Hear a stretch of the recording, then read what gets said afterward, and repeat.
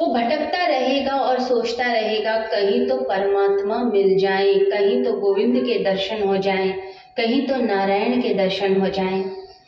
यदि व्यक्ति के अंदर आंख है तो उसे दिखाई दे जाएगा आंख, यानी कि श्रद्धा। यदि वह श्रद्धा है, यदि वह आंख है, तो वह चारों ओर प्रकृति में, चारों ओर ब्रह्मांड में परमात्मा के दर्शन ही करता है। फिर उसे हवाओं में भी परमात्मा दिखाई देते हैं, उनका स्पर्श दिखाई देता है।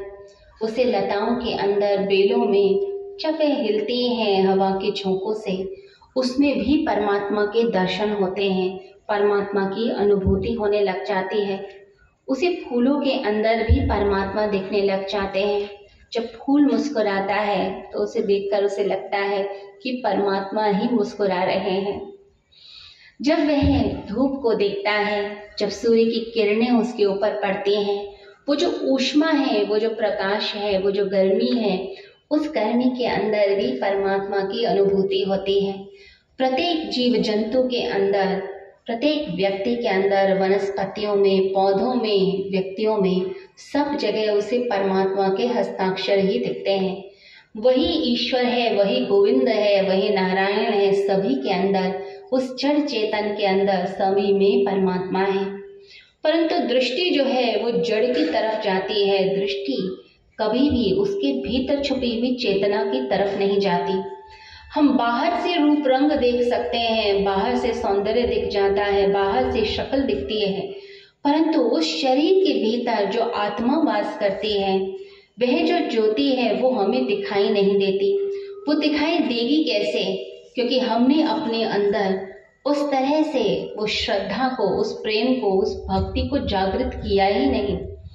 यदि भक्ति हमारे अंदर एक बार जाग जाए, यदि श्रद्धा हमारी तीव्र हो जाए, तो हर व्यक्ति के अंदर नारायण ही दिखाई देंगे। हर नर में नारायण ही है, हर व्यक्ति के अंदर वही ईश्वर की ज्योति है, परंतु दिखती हमें नहीं। दिखेगी कैसे? कान बहरे हमारे, उसकी वीणा के स्वर ही सुनाई नहीं देते। परमात्मा की वीणा चल रही है, उसका नाद चल रहा है, उसका संगीत चल रहा है, परंतु उस ओंकार की ध्वनि हमें सुनाई नहीं देती है। जब व्यक्ति गहरी साधना करता है, साधना की गहराइयों में जाता है, जब वह योगी बनता है, संयमी बनता है, तब उसके अंदर वह प्रतिभा आती है, वह शक्ति आती है कि वह परमात्मा की ध्वनि को, ओमकार को सुनना शुरू करता है। और कहते हैं यहीं से धर्म की शुरुआत हो जाती है, आध्यात्मिकता की, आपकी साधना की गति हो जाती है, आगे शुरुआत होती है।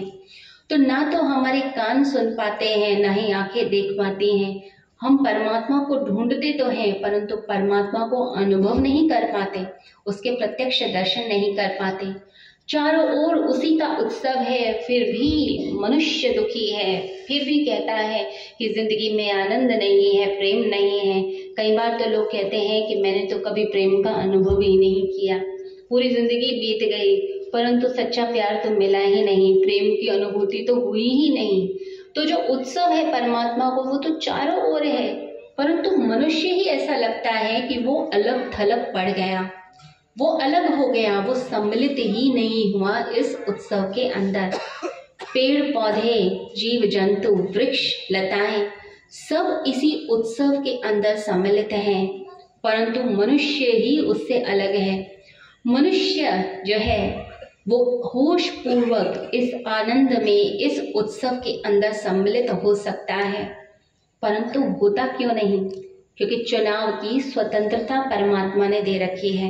आपके पास चॉइस है, आप चाहें तो इस आनंद में पार्टिसिपेट कर सकते हैं और आप चाहें तो नहीं कर सकते हैं। ये स्वतंत्रता परमात्मा ने आपको दी है।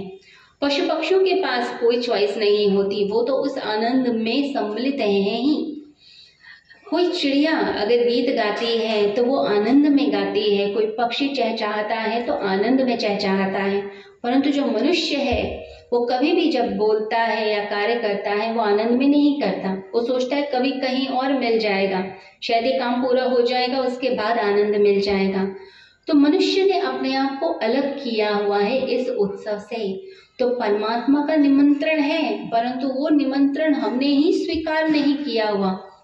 यदि किसी के भीतर वो आंख आ जाए, वो श्रद्धा आ जाए, तो वो अपनी खाली झोली भर सकता है।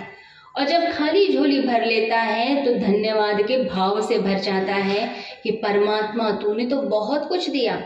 और किसी के अंदर दृष्टि है ही नहीं तो वो हमेशा यही कहेगा, परमात्मा ये कमी रह गई, जिंदगी में इस चीज की कमी है। शिकायत का भाव, शिकवे, हर समय क्रिब करना, हर समय कंप्लेन करना, फिर यही आपका नेचर रह जाएगा।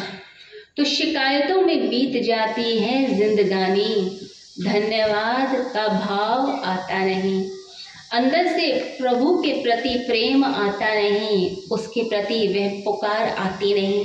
हम कभी नहीं कहते तेरा दिया हुआ बहुत है प्रभु, परमात्मा तूने सब कुछ दे दिया हमें, ये हम नहीं कहते। लेकिन हाँ, एक लिस्ट बना रखी है कि प्रार्थना में भी बैठेंगे तो परमात्मा से कहते हैं कि ये चीज़ें मुझे दे दो, इन चीज़ों की कमी है, तूने ये नहीं दिया।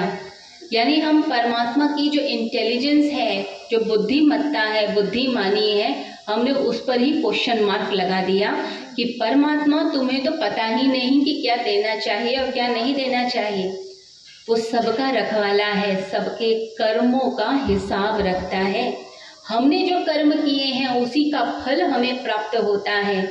मनुष्य शिकायत के भाव में ही जिंदगी जीता है, आनंद कभी आएगा ही नहीं, आनंद के क्षण उसकी जिंदगी में कभी आते ही नहीं है। तो निमंत्रण है परमात्मा की तरफ से कि तुम आनंद ले लो या दुख ले लो। और हमने क्या चॉइस की हुई है? हमने दुखों को पकड़ के रखा हुआ है, खुशियां नहीं ली, आनंद नहीं लिया। क्यों? हम थैंकफुल ही नहीं हैं।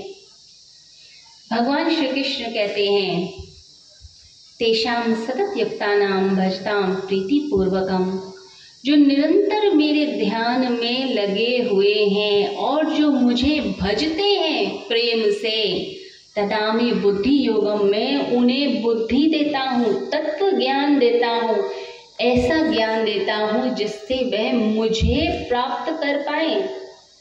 तो जिसका मन परमात्मा में लगा हुआ है, जिसका ध्यान ईश्वर में लगा हुआ है, निरंतर ईश्वर में जिसका मन टिक गया और जो परमात्मा को निरंतर भजता है, भगवान श्री कृष्ण ये आश्वासन देते हैं कि वह मुझे प्राप्त करेगा ही करेगा।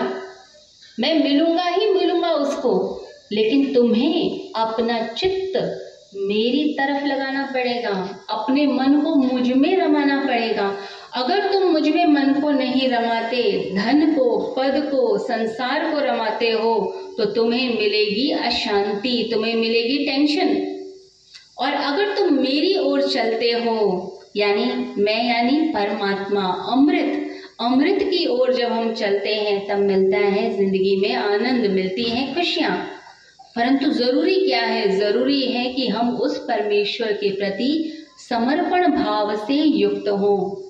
जैसे बांस की पोगरी हम देखते हैं, बांसुरी आप देखते हैं, तो बांसुरी में क्या होता है, जिस व्यक्ति ने, जो बांसुरी वादक है, उसने संगीत बजाना है, तो वह अपने हिसाब से उसमें स्वर फूंक देता है, बांसुरी बजने लग जाती है।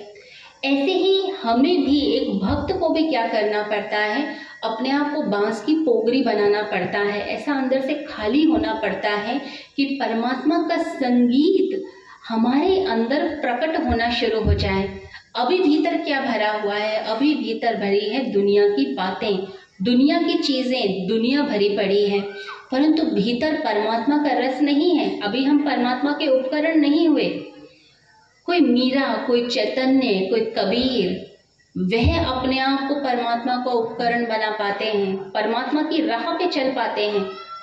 कई बार तो देखा जाता है कि जो बहुत पढ़े लिखे लोग हैं, जो बहुत इंटेलिजेंस चाहते हैं कि हमारे पास न जाने कितना ज्ञान है, कितनी बुद्धि है, परमात्मा उनसे कभी भी नहीं बोल पाता, क्योंकि ये जो हमारा लॉजिकल माइंड है, जो हमारा चेतन मन है, यही बाधा बन जाता है, यही रुकावट बन जाता है।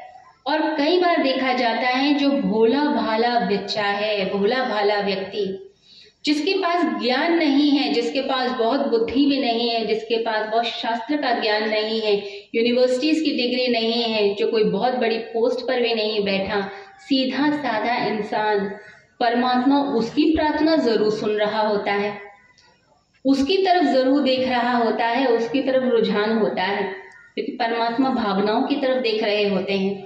कहते हैं कि एक बार मूसा यहूदियों के बहुत बड़े गुरु हुए मूसा। तो एक बार वह जंगल से जा रहे थे, तो जंगल से जाते हुए उन्हें एक आवाज सुनाई दी, तो रुक गए, ठिठक के खड़े हो गए कि आवाज आ कहां से रही है, कौन बोल रहा है इस जंगल में। तो देखते हैं दूर एक गडरिया अपनी भेड़ों के साथ बैठकर बातें कर रहा है। अब हाथ जोड़कर भेड़ों के बीच में बैठकर कुछ बातें बोलता जा रहा है, कुछ प्रार्थना कर रहा है। तो मूसा ने ध्यान से देखा तो वो पूरी तरह से प्रार्थना में लीन है और जोर जोर से बोल भी रहा है। तो मूसा ने सोचा, सुनता हूँ कि क्या कहना चाहता है, क्या भगवान से बोल रहा है, परमात्मा से बोल रहा है। तो उसकी प्रार्थना जब उन्होंने सुनी तो एकदम से उन्हें गुस्सा आया, आग बबूला हो गए। उन्हें लगा कि ये कैसी प्रार्थना करता है, इसको तो प्रार्थना करनी ही नहीं आती, ये जो प्रार्थना करता है इससे अच्छा तो ये प्रार्थना न करे तो ज्यादा अच्छा है। ये कैसी प्रार्थना है, ये कैसे शब्द हैं, मैंने तो कभी नहीं सुने। अब मन में सात्विक अहंकार भी आ जाता है कि जब हम ज्यादा पूजा पाठ करते हैं या ज्यादा धर्म की बातें करते हैं कि मैं तो बहुत बड़ा धार्मिक हूँ और दूसरा व्यक्ति कुछ नहीं, ये भी एक तरह का अहंकार माना जाता है, सात्विक अहंकार। तो कई बार लोगों के अंदर सात्विक अहंकार आ जाता है, तो मूसा के अंदर भी वही अहंकार आ गया। तो उन्हें लगा कि ये कैसी प्रार्थना है, कैसी बेकार की बातें करते हैं। तो प्रार्थना जो वो गडरिया कर रहा था, वो प्रार्थना कर रहा था कि हे मेरे प्यारे प्रभु, तुम मुझे अपने पास बुला लो, मैं तुम्हारे पास आना चाहता हूँ, तुम्हें स्पर्श करना चाहता हूँ। जैसे मैं अपनी भेड़ों को रोज स्नान कराता हूँ, रगड़ रगड़ के धोता हूँ, परमात्मा तुम मुझे अपने पास बुला लो, फिर मैं रोज तुम्हें स्नान कराया करूँगा।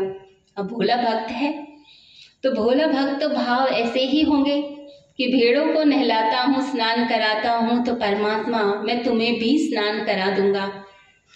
मैं रोज रगड़ रगड़ के तुम्हें साफ करूंगा, परमात्मा मुझे तो भोजन भी बनाना आता है, मैं तुझे भोजन बना के खिलाया करूंगा और वो भी अपने हाथों से खिलाया करूंगा। मैं बहुत अच्छा भोजन बनाना सीख गया हूँ। मैं अपनी भेड़ों की सेवा करता हूँ, तो क्या तेरी सेवा नहीं करूंगा, मैं तेरी भी सेवा किया करूंगा। हे प्रभु मुझे एक मौका दे दे, मैं तेरे पैर भी दबाऊंगा, मैं रोज मालिश भी करूंगा तेरी। तो इस सारे जगत की रखवाली करता है, तो सारे जगत का रखवाला, तेरा कौन है रखवाला, तेरा करने वाला तो कोई भी नहीं है। तो सारे समाज का, सारे ब्रह्मांड का, सारे जगत का तो ध्यान रखता है, सबके कष्ट हरता है, लेकिन तुझे देखने वाला कोई नहीं। प्रभु मैं तेरा रखवाला बनूंगा, मैं तेरा ध्यान रखूंगा, और कभी कोई परेशानी होगी तो मैं सामने आ जाऊंगा। अब मूसा ने जब ये सब बातें सुनी, जो धर्म गुरु थे यहूदियों के, उन्हें बहुत गुस्सा आ गया। उन्होंने एकदम से गडरिये के सामने आकर उसको डांटना शुरू कर दिया और कहना शुरू करा कि रुक नालायक, तू भगवान की रखवाली करेगा, वो सर्वशक्तिमान परमेश्वर है, उनके पास इतनी शक्ति है कि वो सारी सृष्टि को नचाते हैं, और तू उनकी रखवाली करेगा, तू उन्हें नहलाएगा, तू उन्हें भोजन देगा, वो सबको अन्न देते हैं और तू उन्हें अन्न देने की बातें करता है। तो बहुत ही क्रोध में आ गए, उसको डांटने लग गए।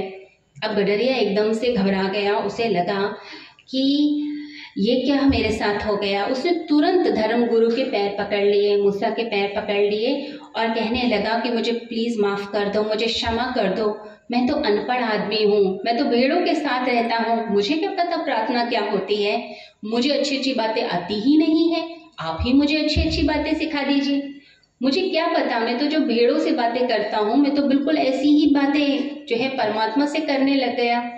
मुझे किसी ने प्रार्थना करना नहीं सिखाया है, किसी ने भक्ति नहीं सिखाई है, चलिए आप ही मुझे सिखा दीजिए, मुझे अच्छी अच्छी बातें बता दीजिए, मैं कहाँ से अच्छी अच्छी बातें लेकर आऊँगा। तो मूसा मुस्कुराए, उन्होंने कहा ठीक है, अब तूने क्षमा मांग ली, अब मैं तुम्हें प्रार्थना करना सिखाता हूँ। अब मूसा ने उस व्यक्ति को, जो यहूदियों की एक बड़ी लंबी प्रार्थना होती है, वो प्रार्थना करना सिखाया। वो प्रार्थना सिखाने लगे। अब वह जो व्यक्ति था, भोला भाला गडरिया, उसने कोशिश करी। अब कुछ देर तक तो उसको याद हुई, फिर उसके बाद फिर भूल गया। कहता है ये तो बड़ी मुश्किल है, ये तो बड़ी लंबी प्रार्थना है, ये तो बड़ी ज्ञान की बातें हैं, ये मैं कैसे याद रखूं, बड़ा मुश्किल हो गया, आपने तो मुझे संकट में डाल दिया। अब दोबारा तिबारा 4 बार 5 बार 10 बार तक मूसा ने प्रयास किया और अंत में उस व्यक्ति को प्रार्थना सिखा दी। अब गडरिये ने हाथ जोड़कर उनका धन्यवाद किया कि आपने बहुत अच्छा किया, मुझे प्रार्थना सिखा दी। अब मूसा बहुत खुश हुए और उन्हें लगा कि एक भटके हुए व्यक्ति को मैंने राह दिखा दी, ये तो मैंने बहुत बढ़िया काम करा। अब जैसे ही मूसा वहां से चले, थोड़ी दूर ही चले होंगे, अचानक से परमात्मा की वाणी प्रकट हुई, आकाशवाणी हुई। परमात्मा का आदेश आया मूसा की तरफ और परमात्मा ने मूसा को कहा कि मूसा, मैंने तुझे इस पृथ्वी पर लोगों को जोड़ने के लिए भेजा था, तोड़ने के लिए नहीं भेजा था। वो सीधा साधा व्यक्ति इतनी प्यारी प्रार्थना मेरे से कर रहा था, तूने तो उसकी प्रार्थना ही तोड़ दी, तूने तो उसका दिल तोड़ दिया। वो इतने दिल से प्रार्थना कर रहा था, मुझे इतना अच्छा लग रहा था, उसकी प्रार्थना में, उसके शब्दों में प्राण थे, धड़कन थी।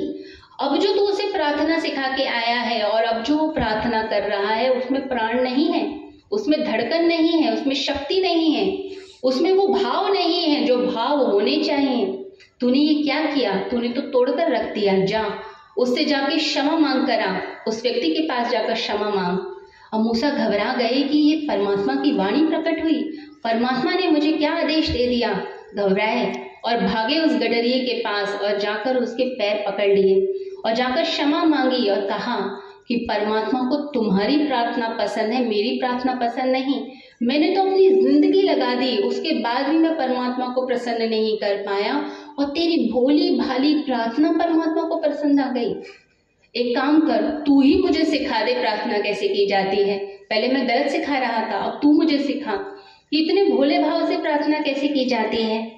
अब वो गडरिया बोला कि तुम फिर गलती कर रहे हो मूसा, तुम फिर रटी रटाई प्रार्थना की तरफ भाग रहे हो। प्रार्थना कभी भी रटी रटाई नहीं होती, प्रार्थना होते हैं हृदय के भाव। ये तुमने क्या कर रहे हो?